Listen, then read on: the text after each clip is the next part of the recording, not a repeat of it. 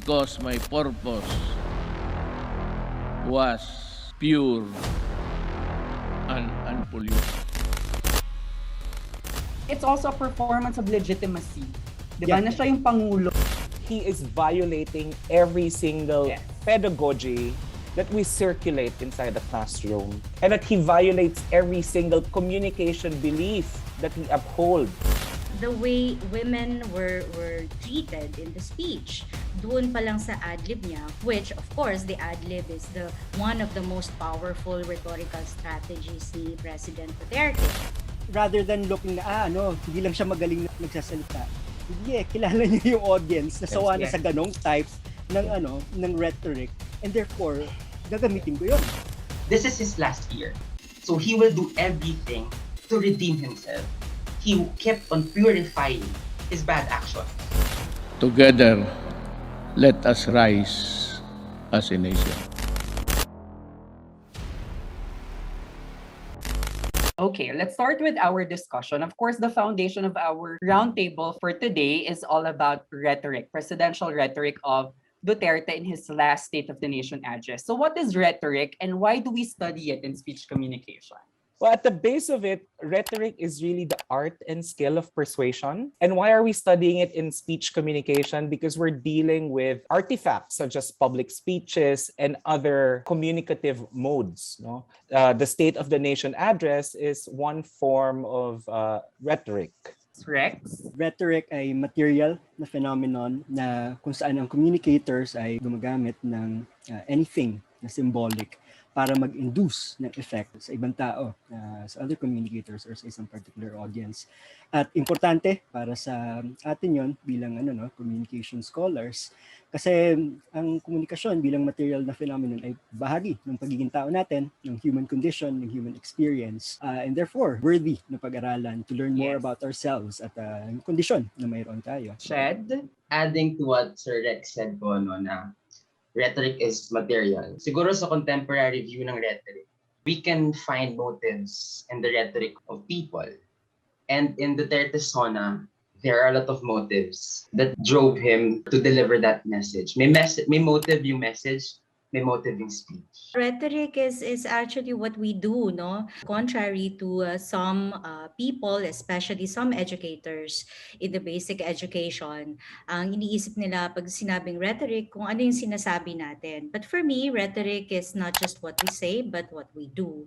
And in that sense, it's performance. So we perform, we study it because our performances impact people. So yung gawain natin, yung gawi natin ay may impact sa ibang tao. At dahil ganun, it's a chain reaction. It is very important because rhetoric makes us do things as well.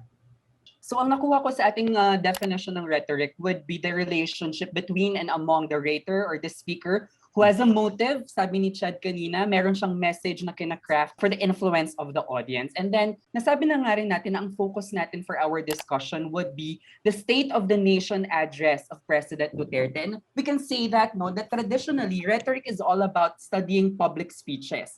But in our contemporary times, why do you think is a SONA still an important rhetorical artifact to study sa rhetorical studies? What does it reveal? What does it conceal about presidential rhetoric? Okay, Rex? Siguro yung isa sa pinaka-importante dito na aspect ay dahil although syempre mas dumadalas ang presidential address lalo na nitong panahon ng pandemic, pero yung tipong may assessment na malaki na nagaganap sa gobyerno, it doesn't happen daily, or at least not in, well, a supposedly systematic, organized way katulad ng ng State of the Nation. So in a way, in the fullest sense of it, ito yung talaga na panahon na ina-address talaga yung public or publics pa nga ng presidente bilang highest in command sa bansa natin. So therefore may certain special na na occasion itong particular na na speech na to ng presidente. And therefore dahil nga assessment ito ng ng gobyerno, assessment ng mga pangyayari, maganda natutukan natin ito kasi kailangang i-validate, kailangan din nating i-counter-assess yung assessment na nagaganap dito. Dahil yun, civic responsibility natin yun bilang mga tao din. So talagang bumabalik ka, Rex, dun sa idea that the audience still has a really big part sa rhetoric. Kasi Definitely. itong sinasabi mo, Rex, na merong magic, no? May importance na piniplay yung rhetoric, di ba? A lot of rhetorical studies and scholars, and even political science scholars, focus on the sona as a very important rhetorical artifact, no? Marami tayong nababasa tungkol sa sona ni Arroyo, right? Sir Yeah. OJ has a paper on that. Sona ni Duterte, sona ni Aquino, right? And it's also a performance of legitimacy. Diba? Yeah. Na siya yung Pangulo. At this moment, no, 3 hours nagsabi si President Duterte ng State of the Nation. Legitimate siya as the president of this nation. Right? Amidst the problems, amidst the solutions, siya pa rin ang legitimate leader ng ating bansa. What about you, Shed?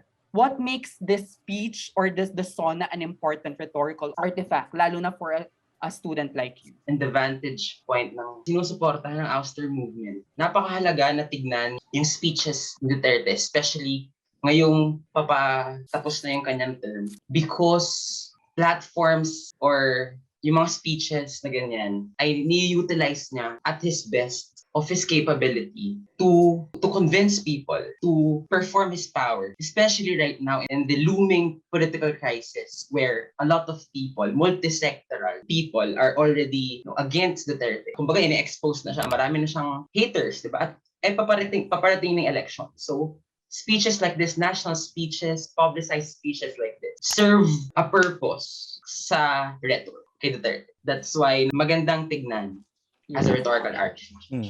Yes. Thank you very much, Ma'am TP.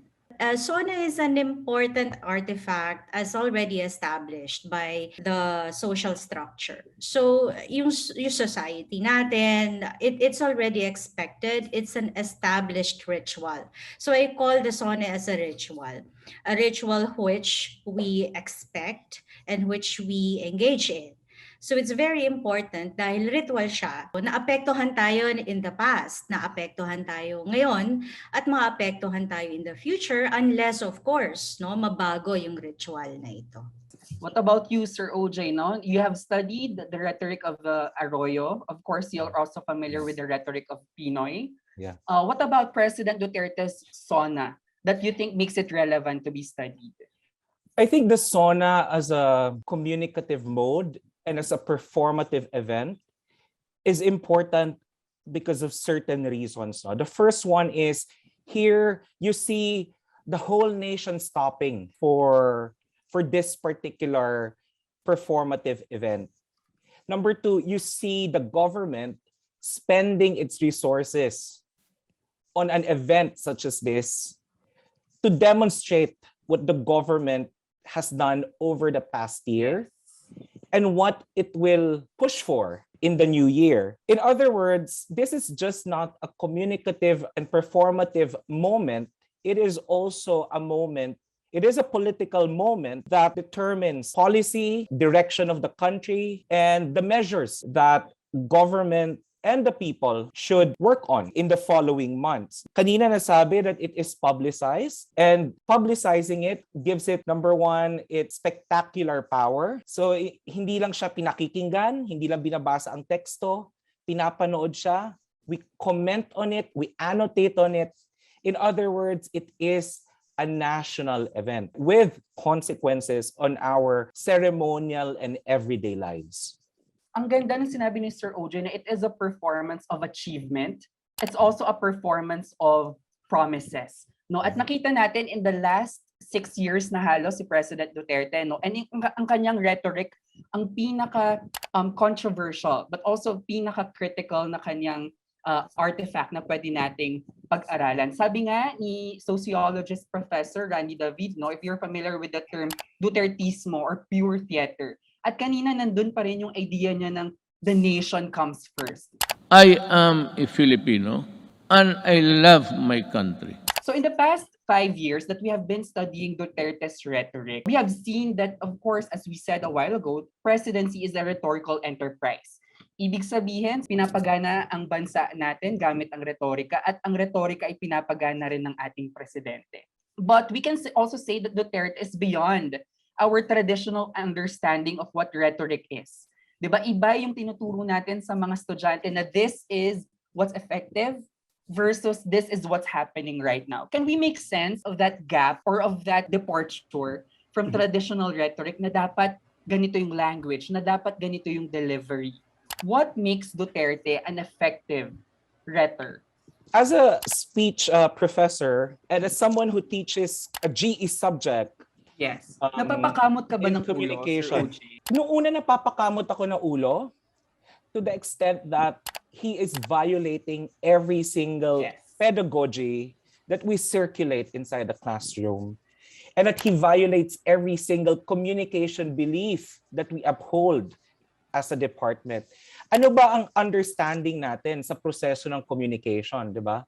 It is a process of constructing and transmitting a message to an audience within a particular environment to create a particular effect or to generate a particular feedback or interaction. But we can see Duterte breaking this, you can say linear, you can say predictable flow of communication. As I said during our discussion prior to this post-SONA evaluation, he is both episodic and extensive.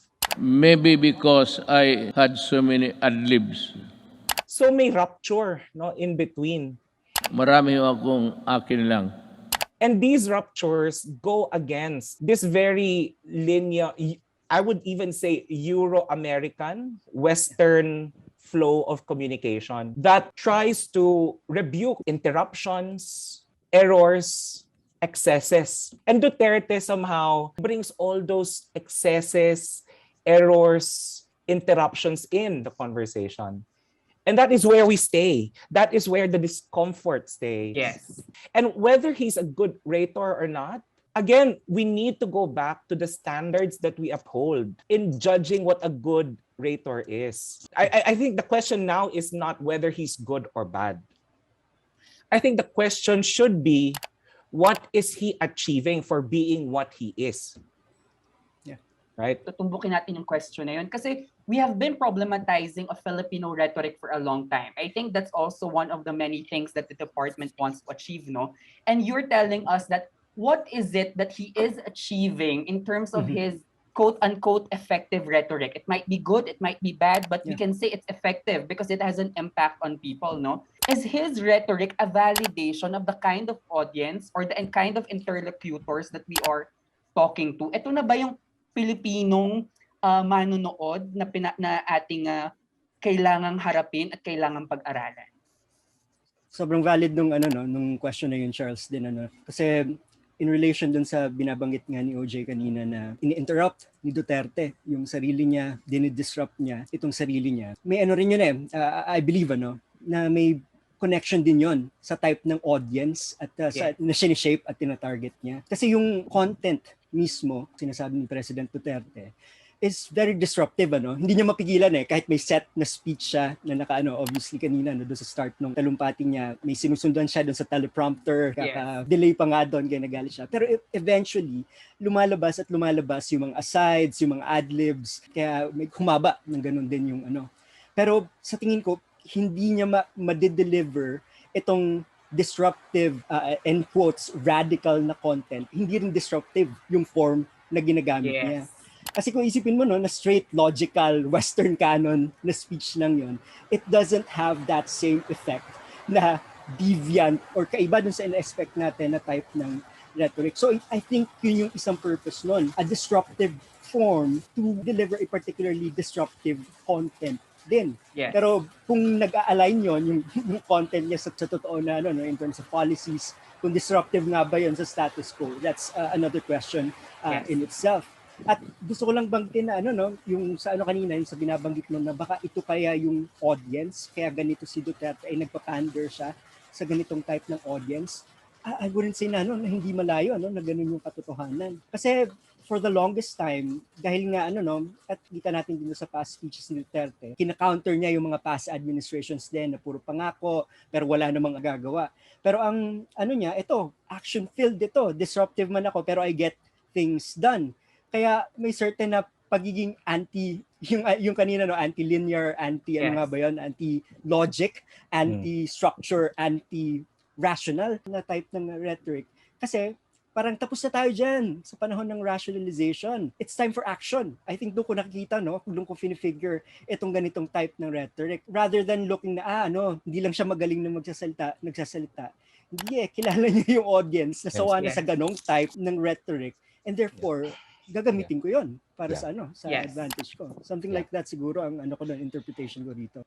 It really struck me when Duterte, during the speech, somehow disrupted himself because sabi nga niya, this strange machine, di ba? This strange machine, yung teleprompter niya that gives the speech could not catch up, no? Doon sa kanyang pag-a-adlib. It's either I am talking too fast or too slow, or the operator of this thing here is drowsy. And to me, that was like a very instructive moment as to how Duterte operates as a public speaker. Hindi siya nakakahon. Hindi siya nakakahon. At bahagi yon ng persona na nilalaro niya in public. So meron siyang prepared speech, predetermined speech, na ipinasok sa isang makina na kailangan niya lang sundin at basahin, pero hindi niya mapigilan yung sarili niya. Ano sabi niya? The grave matter between my ears. No? Yun ang sabi niya. And this is very telling of the kind of political figure Duterte has been in the past 5 years or so. He's a figure that you can say falls under the white side or the black side. He's in the middle. It's that slipperiness, it's that liminality, as it were, that we should like focus on and make sense of. Yes. But I also agree with Rex when he said Duterte knows his audience. And going back to your question, whether this is the Filipino audience or the Filipino public that we have right now, I can only say that this is one public. There are many publics. It's just that as a communicator, as a rhetor, as a public speaker, he knows the public to pander to. Pero Sir OJ, idugtong ko lang yan, no? Kasi when you say it's only a certain type of public, pwede rin nating sabihin na he has also captured the other public. Kasi di ba kahit yung mga tao na hindi sumusuporta sa kanya, kahit yung mga tao na nagtatanong, bakit kaya siya ganito, bakit kaya siya ganyan, yung attention, right, is there. That we problematize this kind of disruption, sabi nga ni Rex kanina. At ibalik ko lang, Sir OJ, no, doon sa pag-aaral mo kasi ng oral tradition sa Philippines. Can we say that Duterte really departs from that tradition of presidential rhetoric sa Pilipinas na nakakahon? Kasi yung sinasabi mo ngayon kanina, ayaw niyang ikahon siya, which is a part of the disruption, his disruptive rhetoric. Ito bang hindi niya pagkahon sa sarili niya, do you think makes him relatable and makes him outside of the traditional Philippine presidential rhetoric that we have been experiencing and studying? If there's one thing that the Duterte regime has proven when it comes to rhetoric for the past 5 years, is that eloquence in speeches does not matter. Kung matatandaan natin nung 2016 election, siguro po as nag-a-analyze rhetorical artifact, we know kung paano nag-identify yung 16 million Filipinos who voted for Duterte during his campaign. He was not eloquent. He was near the material reality of the Filipino masses. He talked about not so typical issues na hindi naman pinagtuunan ng pansin nung mga presidente before. And also, siguro yung pagiging unprepared niya, siguro lahat na, hindi lang yung SONA ngayon, sa lahat ng speeches na ginawa niya. Yung unpreparedness, yung rawness. Pati ako nagmamadali na. Naiihi na kanina pa eh. Nung app for being disrupted nung speeches niya, I guess makes him relatable. Kasi he's not prepared. Meron tayong notion na when you are good at English, when you're eloquent, mahihiwalay ka sa masses. Pero yung rawness niya, yung unpreparedness niya, hinalo siya sa masses. Yes. Hinalo siya sa Filipino people. And yung style na yun, ina-allow siya to do more other things. Kasi hindi lang naman natin pwedeng ikulong na he's out of the box. He's not eloquent. He's not like any other when it comes to speaking. That fact allows him to do more things. Like he can justify, he can purify and redeem himself through that language. He can say, oh, ano na yan, trigger warning, oh, barilin na sa, ganyan. It's raw. That allows him to do many things.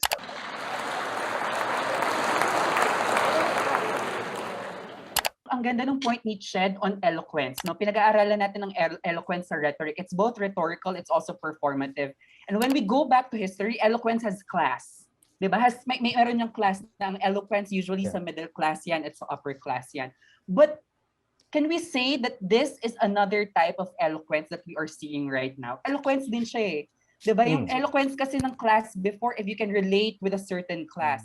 But when we study Duterte, hindi lang siya sa middle class at sa lower class, no? Even the upper class can relate with him. And this is a certain kind of eloquence na very interesting when we study it. Sir OJ, you want to add something? Yeah, I mean, the word eloquence is very close to my heart because this is part of what I'm studying for my dissertation. I'm problematizing what I call an eloquent modernity that is attached to academia, government, to a certain kind of elite and educated training, no? And I think Duterte is deviating from all of that insofar as the form is concerned. So I just want to go back to what Shed was saying, no? I think Duterte is changing the form, but he is still taking with him the spirit of our politicians in the past. So he may come across as disruptive insofar as his communicative performance or public address is concerned, but the spirit of what he's saying, of what he's doing, is still within the mold of past political performances. Now, I want to go back to what you're saying about Duterte's eloquence. No, I would not call it eloquence. I would call it by another name. I still don't have the word for it. I just want to go to one communicative mode. No, when he said Mag-istorya muna tayo muna tayo. sa... Right? That to me was very striking because never did we imagine a sauna to be an arena for storytelling. Yes. Right? Usually it's a cold, direct, very fact-based presentation from a president. But here, Duterte says, mag-istoryahan tayo. And what is the content of his long and winding story? What did he focus on? He focused on OFWs. He focused on drugs. He focused on the AFP. These are people who are on the ground. He focused on the granular, the micro, the common, the everyday. So this point, I think, ties in with what others have mentioned in this discussion na action-based, malapit sa masa, and deviating from all that macro managing that happened in the past. He didn't talk about the economy extensively. Yeah. Right? He didn't talk about foreign policy extensively, except for that discussion about China. So I think there's something to be had and to be thought about along those lines. Yes. And I think it's also coming from his being a mayor for a long time, no? Talagang nasa ibaba yung kaniyang pamamahala. Chad, you want to add something? Maybe the eloquence is different, but the content is still the same. Yeah. With many other politicians out there who betray the public. Kanina, kung makikita natin, Sir Oscar mentioned AFP, yung mga issues close to Duterte's heart. Kanina, sabi ko, ang daming sinasabi, di ba? Walang organization, kumbaga, hindi to gagana kung nasa GA tayo ng org, parang magkakaroon ng point of order. So, paano ikakakon lahat ng mga pinagsasabi mo? This will lead me back to the motive of Duterte's rhetoric tonight, specifically tonight. This is his last year. So he will do everything to redeem himself. And all I thought about a while ago while listening to him was he kept on purifying and redeeming his bad actions. For example, nagsimula siya to, sige, ito na yung pang-purify. Pino-purify niya yung ICC crimes. Yung crimes na binato sa kanya ng ICC. EJKs, ba? Thousands of EJKs on war on drugs and his counterinsurgency programs. What did he do a while ago? He appealed to ICC and the Filipino people and say, that's justified. EJKs and other insurgency-related deaths are justified. So, pinurify niya yung sarili niya through what? Siniraan niya yung CPP-NPA. Ang daya nga eh. Kasi meron siyang platform. At na-discredit niya yung CPP-NPA a while ago while glorifying the NTF-ELCAC. Which we know, NTF-ELCAC endangers the lives of many Filipino people, not just those terrorists or communists. So ang ginawa niya kanina, to tell ICC and to tell the Filipino people, I have no crimes. I did nothing wrong. Because what I did was justified. Killing CPP, NPA related people, drug users or pushers, killing them is justified. So you don't get to tell that my administration was a failure. So was just a purification apparatus for Duterte. Of course, it's the rhetoric of legacy. Medyo nag-usap kami Mr. OJ nito before, no? But the rhetoric of legacy is something that's quite difficult to study. How do you measure the legacy of a president? Diba? When we think of presidents, there are certain legacies that we think about. Diba? There's Manuel L. Quezon as the father of the Philippine language. There's Magsaysay, who is the man for the masses. Meron tayong certain legacies of certain presidents. At dito, lumulutang yung effort ni President Duterte to be remembered. Of course, that's something that we should also think about. How will you remember the president? But before we go to the future part, to the deliberative rhetoric part of the SONA, Chad, balikan muna kita, no? Because we have seen a lot of youth references in the SONA. The program started with prayers from kids, right? Tapos marami siyang sinasabi na protect the family, right? Protect the youth. What about his rhetoric that you think connects or disconnects with young people? Mahalaga yung paggamit ng pseudo-youth representation sa umpisa. Duterte knows that one of the loudest sectors na against sa kanya ay ang youth sector. Diba? Maraming organized students, youth. Diba? Nandyan, isa sa pinakamaingay na party list sa Kongreso ay Kabataan Party List na isa sa mga pinupuntira ng NTF-ERCA. So mahalaga yung nire-reference niya, mahalaga yung inumpisahan niya sa mga nagdarasal ng mga bata. Tapos yung pagbabanggit niya ng, I love my country, so I also want you to protect your family. I do not want my country in disarray because of drugs. I do not want families break up and become dysfunctional.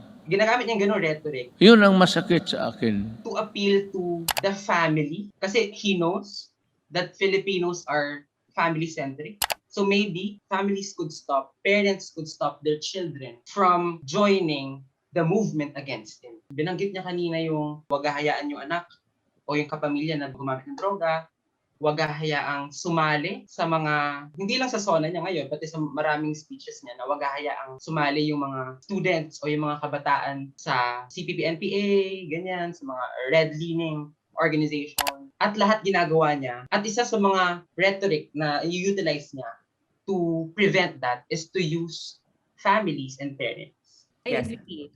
Yes, punta tayo kay Ma'am Pipi, no? Dagdagan mo lang din po Ma'am Pipi yung sinabi ni Ched. Pero one of the sectors din na nabanggit niya kanina would be the women sector.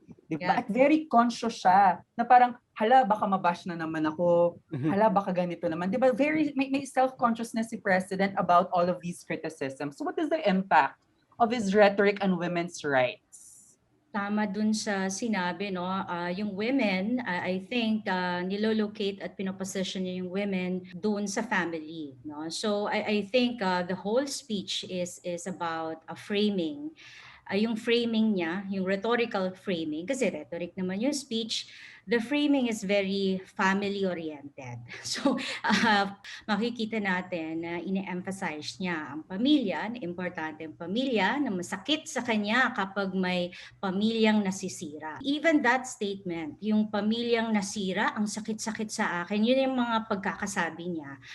Yun ang naglalatag, no? Nilalatag niya yung pagkasira ng pamilya. So, sino yung mga nasisira ng pamilya? Nandiyan yung drugs, nandiyan yung iba't iba pa, NPA, mga ganyan.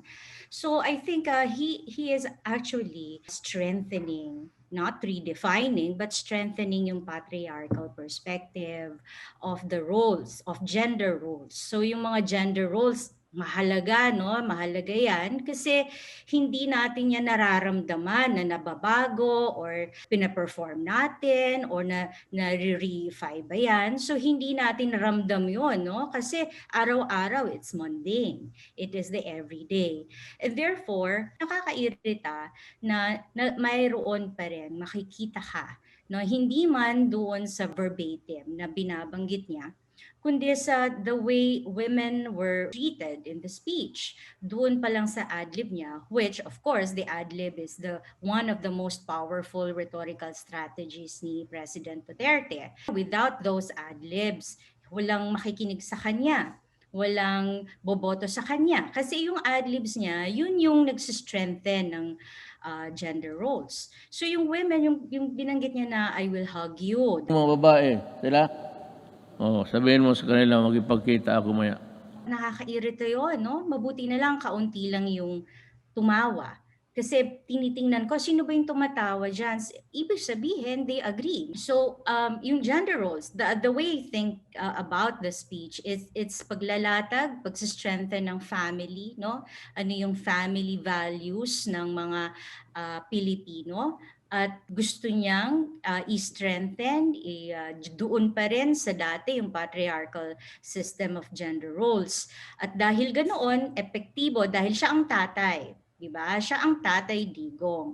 Kayo ay mga kapamilya ko. Kaaway natin ang hindi natin kapamilya. Sino yung hindi natin kapamilya? Mga drug something, yung mga binanggit niya. At kapag ikaw ay kapamilya, kahit may ginawang kasalanan ng kapamilya mo, iniintindi mo siya. You're trying to rationalize, maybe justify, na dahil ano lang naman siya joke lang naman niya, pero sa totoo lang, mahal niya talaga tayo. So I think that's why, no, effective in terms of ine-embrace siya ng mga gusto sa kanya. So, At dito rin pumapasok yung sinasabi ni Sir OJ kanina, hindi siya black or white. Diba? He supports women's rights, pero ganito yung sinasabi niya. At dito talaga nakukuha yung attention ng mga tao. Yes, Sir OJ. Ang ganda ng pagka-frame ni Ma'am TP, no, tungkol doon sa pagiging bastos ni Digong, pero also pagiging nasa loob niya doon sa family framing, no? At dahil nga sa pag-frame niya ng pamilya, that gives him license, no, to protect women but also debase women at the same time. It is very interesting for me when Duterte was talking about OFWs, no? At sabi niya, masakit sa akin if you are a paid service worker and you're being sexually, physically abused abroad, no?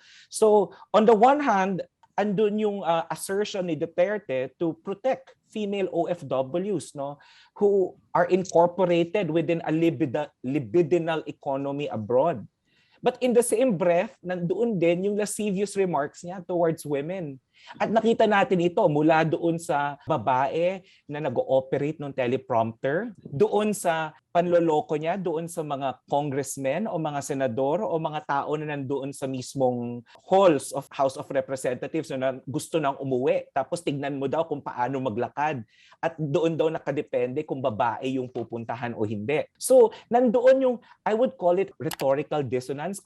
Kung merong cognitive dissonance, ito yung rhetorical dissonance ni Duterte, no? Pero why is it working?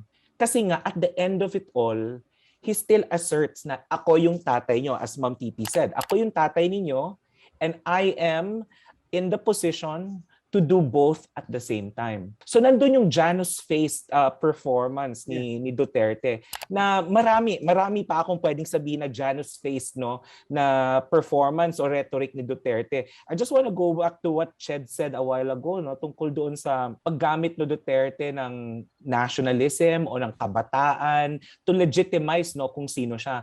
So dito mo rin nakikita kung gaano ka double-faced or Janus-faced, even ang notion mo ng nationalism.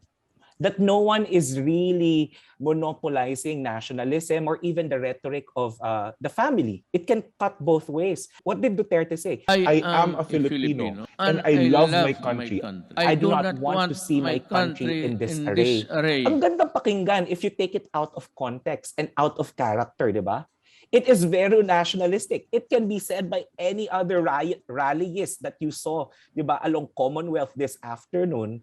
But because si Duterte yung nagsasabi nito, you take it with a grain of salt. But what I think is more interesting here is that how he has been successful and effective in instrumentalizing the very principles that we hold dear and that we use, no, to protect sovereignty, the nation, the family.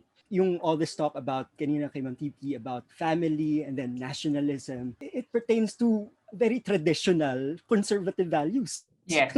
na meron tayo, no? Tinitingnan ko siya as rather than pagkakaroon ng maraming faces, is that pinapackage niya yung traditional ultra-conservative values na to as if bago, as if radical, as if unpopular. He used this term. Not once did I waver in doing the unpopular, even if it meant Pero at the heart of it, I believe na very traditional, very conservative, and there's nothing particularly radical about these things. Yes. Love for the military, love for the police. Of course, yung all this talk about decency and morality, lalo na doon sa padulo with his adlibs na na talaga appeal to emotion na and appeal to sinong descendant tao ang gagawin nito, no? I think that speaks a lot about, I would say, kung gaano rin katali sa traditional conservative values yung mga tao.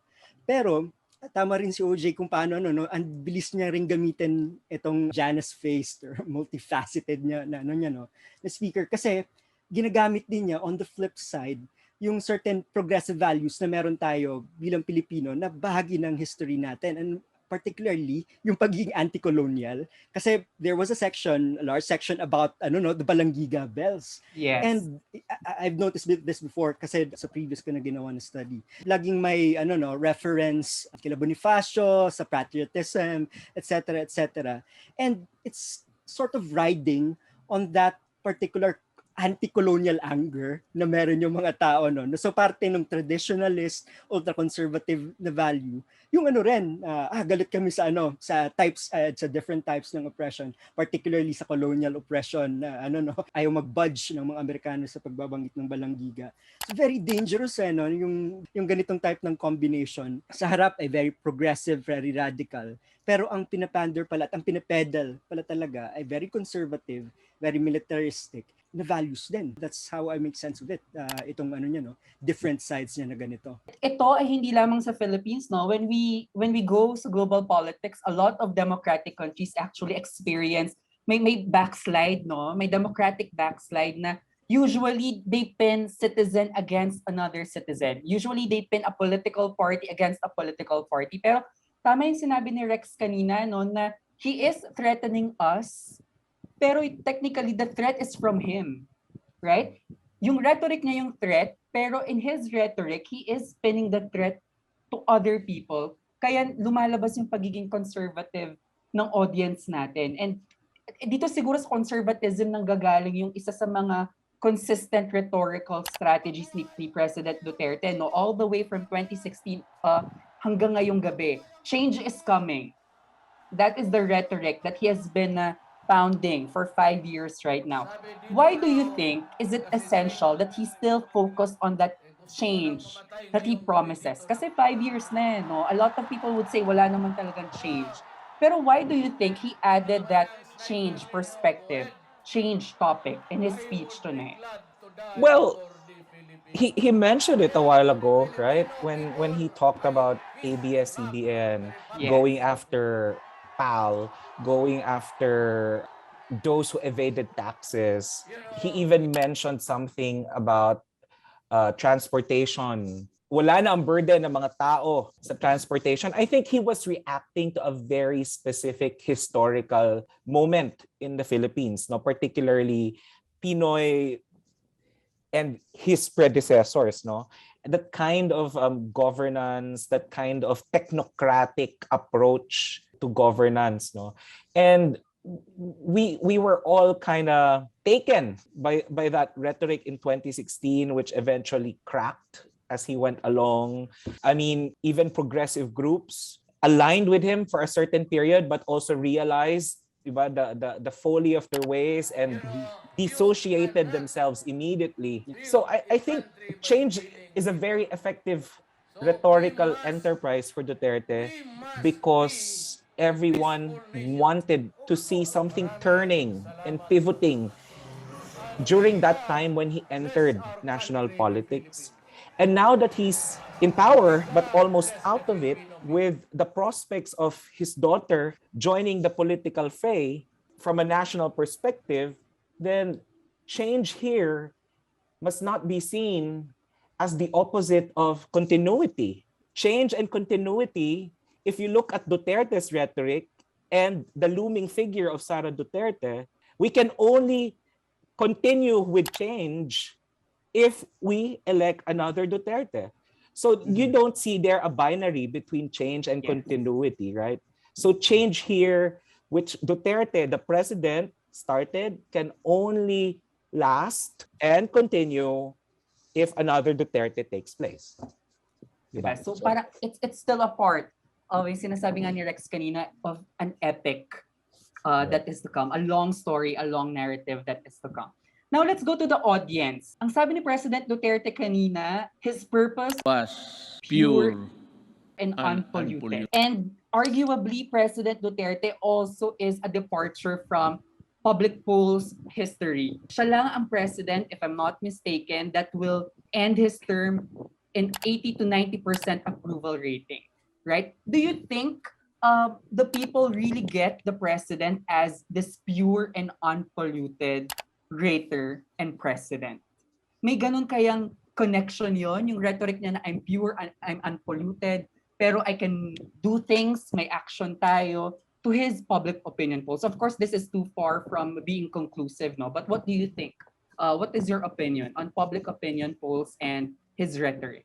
Ang take ko dito, may gustong i-align si Duterte na sort of image na very connected din sa Davao style ng mayorship niya. Binabanggit ko kanina yung yung pagiging conservative at yung pagiging traditionalist na medyo nangimi pa akong gamitin yung F word, yung fascist, mellowest part nito, illiberal pero at the harshest, fascist, no? Pero yung part din nung ganong type ng siguro ng branding is that may mythical time, may golden age na hindi na maabot-abot dati. And I think ganun yung pagpapackage, no? Kung bakit kailangang i-package yung pure, kailangang i-package na unpolluted, untainted.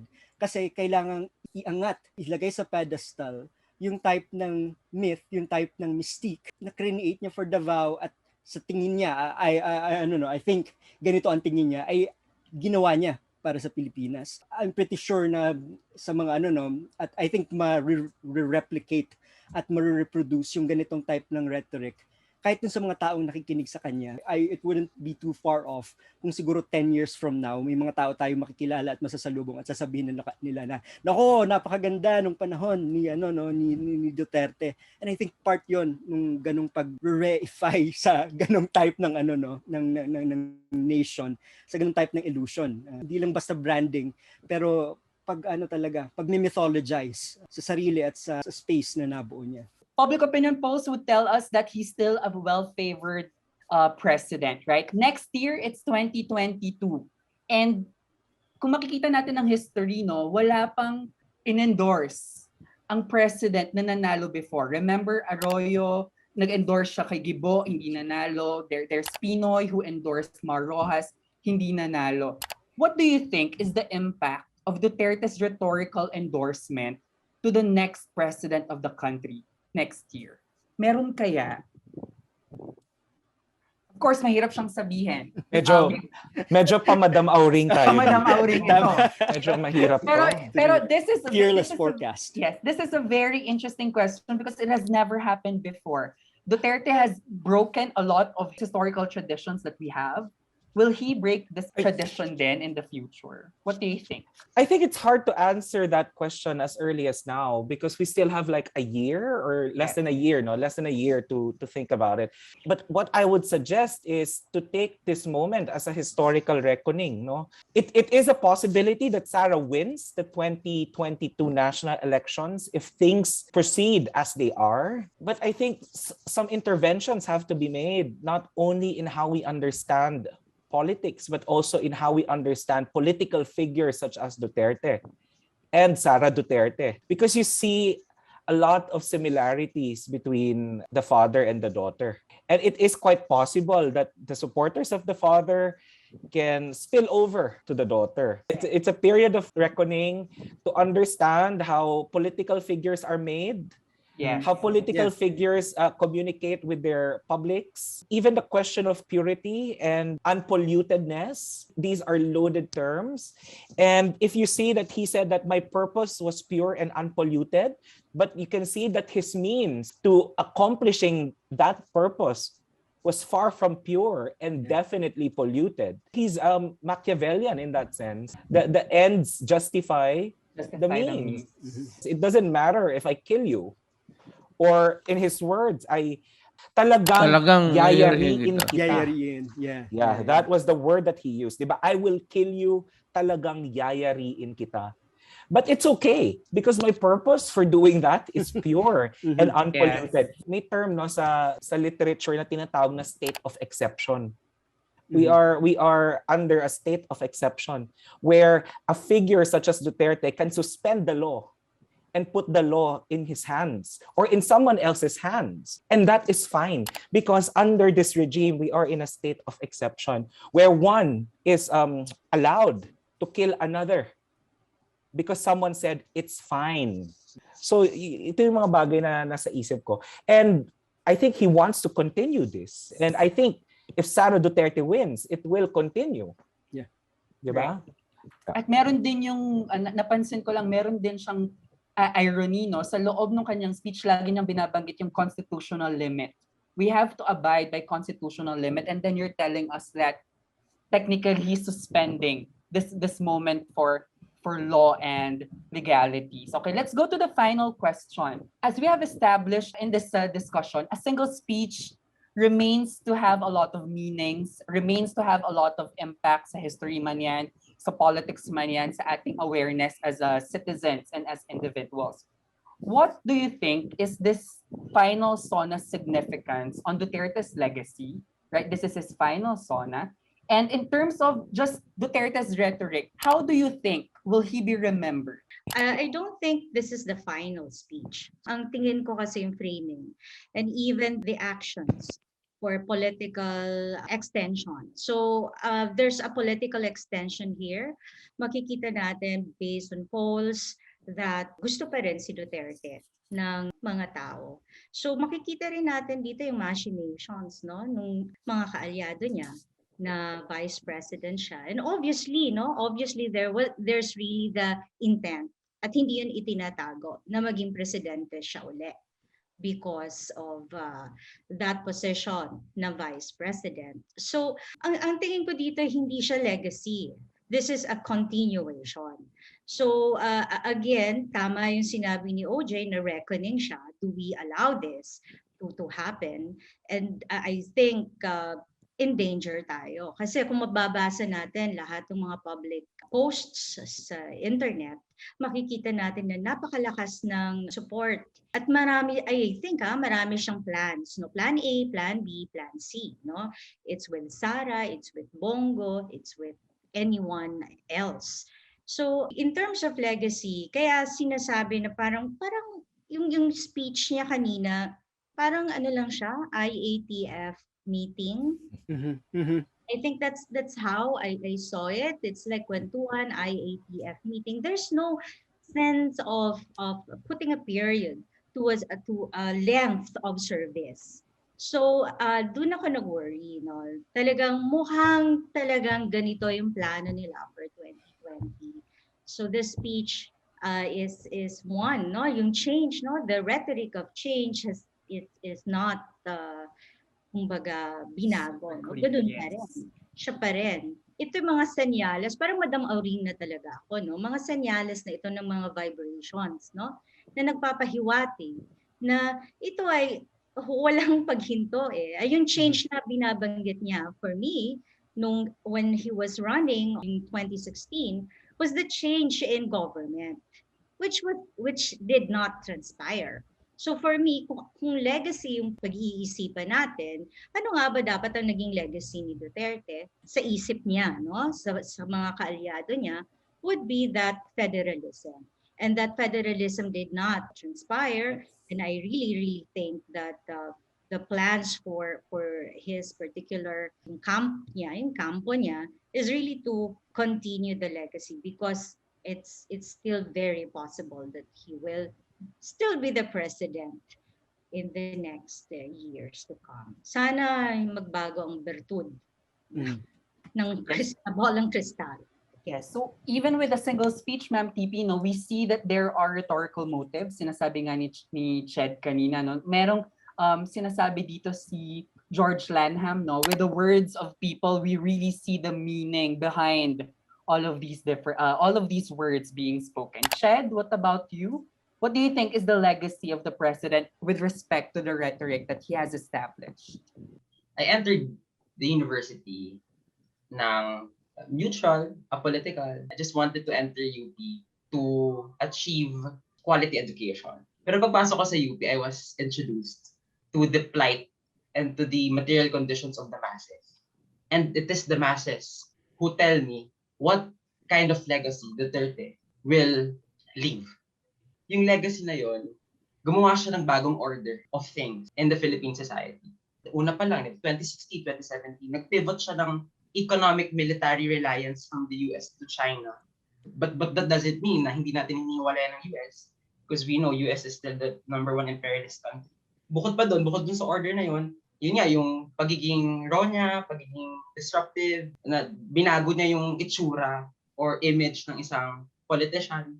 Dahil nga sa mga fascist tendencies din niya, yung bagong order na yun ay nagdedirect sa Filipino people to see dissidents or to see activists or critics as terrorists and to see communists as illegitimate elements of society. Isa na yun, di ba? Kumbaga, marami siyang order na in-establish. And that order gave birth to the crisis. Kaya tayo nag-uusap ngayon. Kasi there's a crisis in his term. At yung crisis na yun, nag-anak sa negotiation between him, yung mga kaalyado niya, and yung mga naagrabyado niya, na mula 2016 hanggang ngayon, hanggang kanina po, sa mobilization, sa zona mobilization, nakita natin na nag-anak yung crisis na yon ng maraming galit o agitated na tao. So, ang punto ko lang ay yung legacy niya ay nagkamali siya sa in-establish ng order. As much as possible, I want to be, optimistic. Because nasa zona mobilization po ako kanina at malaking bulto ng Pilipino, ng mamayang Pilipino ang nandun. Magsasaka, mangingisda, kababaihan, bakla, tomboy, LGBT, kabataan. Nagsama-sama doon malakas yung persa. At kung meron man siyang legacy, yun yung legacy niya. To mobilize Filipino people, to agitate Filipino people, to destroy that order. And I think that's his legacy. Sarili niyang kumunoy. As much as possible is, I want to be optimistic na hindi na siya aabot sa 2022. He will be ousted with the Filipino people kasi yun yung legacy inabot niya. Ched. Thank you, Ched. And I think that the change of structure, no, and one of the means in changing that structure is rhetoric. No, sobrang laki nung ambag nung retorika niya doon sa sinasabi mong problems and changes in the structure in the last 5 years. Rex? Siguro yung difficulty nung tanong sa kung paano mapipredict or at least makikita yung projection ng kanyang legacy based on single speech alone or even dun sa collective rhetoric na in-exhibit niya during itong half a decade na pamamalagi niya sa pwesto is that I don't think, although tama yung binanggit ni Charles na tawag dito, may ganong kapangyarihan ng rhetoric. Pero I don't think na-function talaga bilang predictive talaga yung rhetoric at yung speeches alone. I think parang yun din yung hamon sa atin bilang scholars within this particular field is that intersectionality rin nitong particular field natin with the other fields na meron pa from the social sciences, from history, etc. and with psychology and sociology and anthropology or whatnot. Kailangan din nating tingnan talaga sa pangkabuuan. Tama si Ma'am TP kanina I wouldn't say that itong SONA ay isang malaking milestone na biglang nakakakitaan natin ng prediction at magiging kung paano magiging legacy niya. Pero part lang to, isang thread sa isang malaking wini-weave niya na tapestry, bloody tapestry at that. Pero it's impossible na kaya naging ganito to dahil dito sa individual thread na ito. Hindi rin kailangan i-examine itong rhetoric na to kasabay ng kung ano yung nangyayari din as a whole. Kasi I wouldn't say na ang nag-give rise lang kay Duterte even back in 2016 was his speeches, Parte, definitely, yung speeches na yon. But there was definitely a discontent growing with the Filipino people, with the traditional type of politics na meron tayo, sa liberal na politics ni Noynoy, sa of course sa kay Gloria and sa mga pinagdaanan pa natin post-EDSA. At I think nandun yung kailangan nating sunggaban bilang mga scholar at bilang mga tao din na labas nun sa rhetoric or in complement sa rhetoric na natin, na disiplina natin, na tumindig at tumayo rin tayo dun sa na yon, malaking tapestry na yon, at i-unravel not just through that individual thread, pero dun sa mga kapitbahay at mga kadikit pa niya ng mga threads. So talagang sinasabi ni Ma'am PP na rhetorical extension. Ang daming kaakibat na dapat gawin at dapat pang pag-aralan. Sir OJ, to end our discussion. I just want to say a few things about the legacy of Duterte from the point of view of an academic who's studying rhetoric, performance, and communication in general. I agree with Ched when he said Duterte somehow destroyed the order of things and instituted a new order of things. And I think as academics, we have to realize that orders of things are evolving. And as they evolve, we too have to adapt to the changing order, but also framework, vocabulary, personalities within that order. We can no longer just impose our old vocabulary, our old framework, our old standards on what is evolving at the moment, impromptu, in the middle of things. If Duterte's mouth is fast in spewing different kinds of verbal stimuli, our intellectual capacity should be as equally fast to apprehend, to critique, to analyze, and to bring into light a new and evolving order of things, diba? Number two, upon listening to Duterte, I realized that he has always been banking on what I call the agency of the inarticulate or the agency of the ineloquent. Ilang tao na nagsabi na he speaks the language of the streets. He belongs to the common tao, the everyday one. But we realize that what we hold dear about yung mga nasa laylayan, the inarticulate, the uneducated, the mga tambay, can easily be instrumentalized by people in power. So nothing and no one now is safe. Hindi porket mahirap ka, hindi porket wala ka sa loob ng security borders ng palasyo, ng gobyerno, ibig sabihin progresibo ka na kaagad. You can be instrumentalized. Your rhetoric can be instrumentalized. The logic of your practice can be instrumentalized. And as academics, our role is to be contingent and to be always on our toes. How what we previously thought of as safe ground is already changing its form and being co-opted by powers that be. I think we have to recognize these shifting grounds. And our role is to be alert all the time and sensitive to the changing tides. And number three, I just want to go back to the words of Duterte himself to give my concluding remarks. He said his talk will have less visions and more remembrances. And to me, this is very dangerous. This is very dangerous. Playing on nostalgia, reifying or elevating his government as the golden age of Philippine governance. And you see that via build, build, build. Yes. Diba? It's a golden age of construction. And it's hard if fascist leaders, to use the F word according to Rex, to play on nostalgia, on remembrance. Our role is not to allow the nostalgia to propagate. We should not feel any homesickness toward a Duterte regime. Instead, what we have to feel is a sickness of that home. We are sick of that home that he has built. And to use his words again, he said, I didn't did not realize know I was that I fighting was my own fighting government." my own government. And that, I think, is what we are all feeling at the moment. We are fighting our own government, and we want to claim it as ours. Right? Again. The enemy is within. That's also what he said. The enemy is within. And surely, the enemy is in our midst. Nako, ang dami kong natutunan sa ating discussion tonight. Lalo na yung idea, I think that's where we will end yung idea ni Sir OJ. Now, when we study presidential rhetoric, sometimes we forget that as publics, that as academics, that as students, we are all part in this rhetoric as well. Thank you so much, Sir OJ, Sir Rex, Shed, and Ma'am Titi for joining our roundtable discussion. And thank you very much to everyone who watched our discussion. Maraming salamat po. Speech mo lang ito, kunwari lang.